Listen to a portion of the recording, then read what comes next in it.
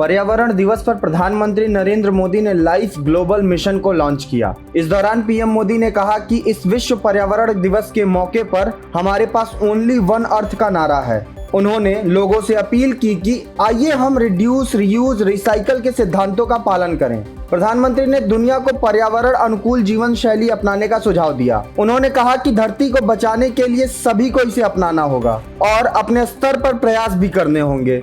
भारत के लोगों की जीवन शैली पहले से ही पर्यावरण के अनुकूल रही है। महात्मा गांधी भी जीरो कार्बन लाइफस्टाइल की बात करते थे और उसे अपनाने पर जोर देते थे। यमुनोत्री राष्ट्रीय राजमार्ग पर डामटा के पास चारधाम यात्रियों की एक बस खाई में गिर गई। बस में मध्य प्रदेश के तीर्थयात्री और ड्राइवर सहित कुल 30 लोग सवार थे। बताया जा रहा है कि बस यमुना घाटी में करीब 200 फीट नीचे गिरी, जिससे बस में सवार 25 लोगों की मौत हो गई है। हादसे में 4 से 5 लोग गंभीर रूप से घायल बताए जा रहे हैं, जिन्हें इलाज के लिए अस्पताल में भर्ती कराया गया है। रविवार को सुरक्षा बलों को बड़ी सफलता मिली। 17 राष्ट्रीय राइफल्स और केंद्रीय रिजर्व पुलिस बल की संयुक्त टीम ने आतंकवादी संगठन हिजबुल मुजाहिदीन के कमांडर तालिब हुसैन गुर्जर को जम्मू कश्मीर के किश्तवाड़ से गिरफ्तार किया। बता दें कि तालिब 2016 में हिजबुल आतंकी संगठन में शामिल था। कानपुर में जुमे की नमाज के बाद हुई हिंसा के आरोप में कानपुर पुलिस ने अब तक 29 आरोपियों को गिरफ्तार कर लिया है। पुलिस ने हिंसा के मास्टरमाइंड हयात जफर हाशमी को भी गिरफ्तार कर लिया है। कोर्ट ने हयात और अन्य आरोपियों को 14 दिन की जुडिशियल रिमांड पर भेज दिया। बताया जा रहा है कि हाशमी ने ही लोगों को उकसाया था, जिससे पथराव और हिंसा हुई। इसमें कई पुलिसकर्मियों समेत 39 से अधिक लोग घायल हो गए हैं। पुलिस कमिश्नर विजय सिंह मीणा ने बताया कि इस हिंसा में पीएफआई से जुड़े दस्तावेज मिले हैं, जिसकी जांच की जा रही है। रक्षा मंत्री राजनाथ सिंह 8 से 10 जून के बीच वियतनाम की 3 दिवसीय यात्रा करेंगे। इस दौरान वह वियतनाम को 100 मिलियन अमेरिकी डॉलर के रक्षा करार के तहत निर्मित 12 हाई स्पीड गार्ड नौकाओं को सौंपेंगे। अपनी यात्रा के दौरान राजनाथ सिंह दोनों देशों के बीच रक्षा सहयोग को और मजबूत करने के लिए अपने वियतनामी समकक्ष फान वान गियांग के साथ द्विपक्षीय वार्ता भी करेंगे। रक्षा मंत्रालय के अनुसार राजनाथ सिंह हनोई में दिवंगत राष्ट्रपति हो ची मिन्ह को सम्मान देकर अपनी यात्रा शुरू करेंगे, जिसके बाद वह वियतनाम के राष्ट्रपति गुयेन जुआन फुक और प्रधानमंत्री फाम मिन चिन से मुलाकात करेंगे। तालिबान अपने सैनिकों को भारत में सैन्य प्रशिक्षण देना चाहता है।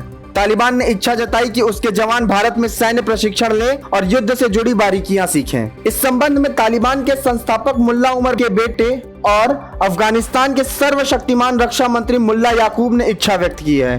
साथ ही मुल्ला याकूब ने कहा कि हम भारत की ओर से भेजी गई मदद की सराहना करते हैं और उनका आभार व्यक्त करते हैं। याकूब ने कहा कि हम पाकिस्तान को भारत के खिलाफ अफगानिस्तान की जमीन का इस्तेमाल भी नहीं करने देंगे। यूरोप में विदेश मंत्री एस जयशंकर ने ईरान पर लगे तेल प्रतिबंध को हटाने की सार्वजनिक अपील की। इसके कुछ ही घंटे बाद ईरान के विदेश मंत्री हुसैन अमीर अब्दुल्लाहियान के भारत यात्रा पर आने की जानकारी मिली। बता दें कि जनवरी 2022 में ही उनके भारत आने की तैयारी हो गई थी, लेकिन भारतीय विदेश मंत्री को कोरोना हो जाने के कारण यात्रा टल गई थी। हुसैन की यात्रा के दौरान दोनों देशों के बीच द्विपक्षीय रिश्तों के नए एजेंडे पर काम शुरू किए जाने की संभावना है।